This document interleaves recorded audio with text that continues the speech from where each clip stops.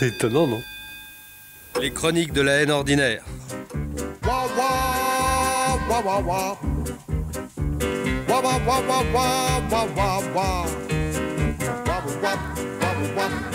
Vous avez lu le dernier Paris Match? Mais si, l'accident de la Nationale 7. Extraordinaire. Hein. Si, l'histoire des deux loupards ivres-morts en moto qui sont entrés à 150 à l'heure dans un camion plein de veaux pour l'abattoir. La belle image. Le poids des veaux, le choc des motos.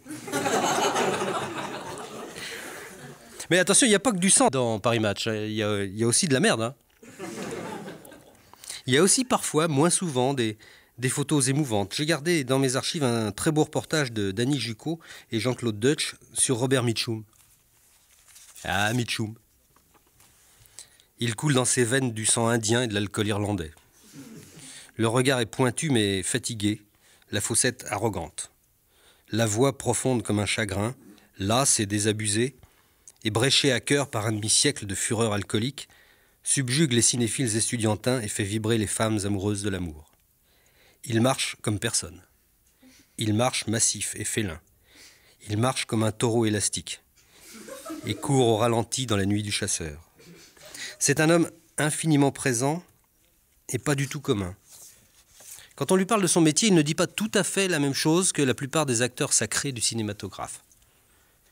Quand on lui demande ce qu'il aime le plus dans ce métier, l'acteur sacré du cinématographe dit « C'est un métier très difficile, mais très beau, il demande beaucoup de générosité, je m'y donne tout entier. » Mitchum dit « C'est un métier facile, l'autre jour on m'a dit « Entrez par cette porte », j'entre par cette porte, et ben ils étaient contents. » Quand on lui demande ce qui l'a conduit à choisir cette carrière, l'acteur sacré du cinématographe dit que toute sa vie, il a senti en lui le besoin impérieux de communiquer quelque chose qui l'interpelle comme ça, quelque part. Quand on pose la même question à Robert Mitchum, quand on lui demande quel a été le déclic de sa carrière, il répond « Un jour, j'ai vu les aventures du chien Rintintin à la télévision et je me suis dit, si lui peut le faire, je peux le faire. » Quand on s'étonne qu'il n'aille jamais voir les films dans lesquels il a joué, l'acteur sacré du cinématographe dit que c'est une épreuve au-dessus de ses forces, qu'il se trouve atrocement mauvais. Mitchum non plus ne va jamais voir ces films. Il dit qu'il n'y est pas obligé par contrat. Et il ajoute « Si je travaillais à la chaîne chez Ford, je passerais sûrement pas mes week-ends à aller regarder les bagnoles que j'ai fabriquées pendant la semaine. »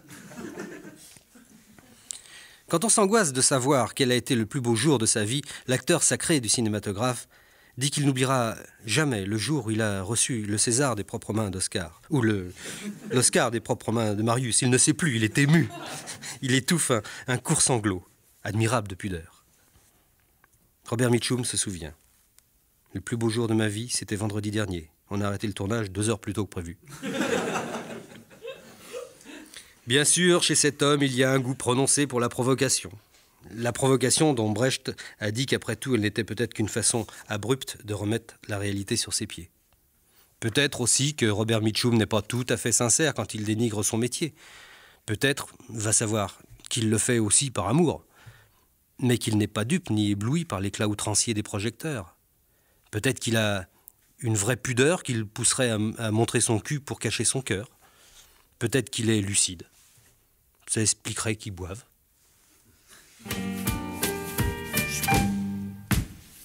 Quant à ces féroces soldats, je le dis, c'est pas pour gafeter, mais ils font rien qu'à mugir dans nos campagnes.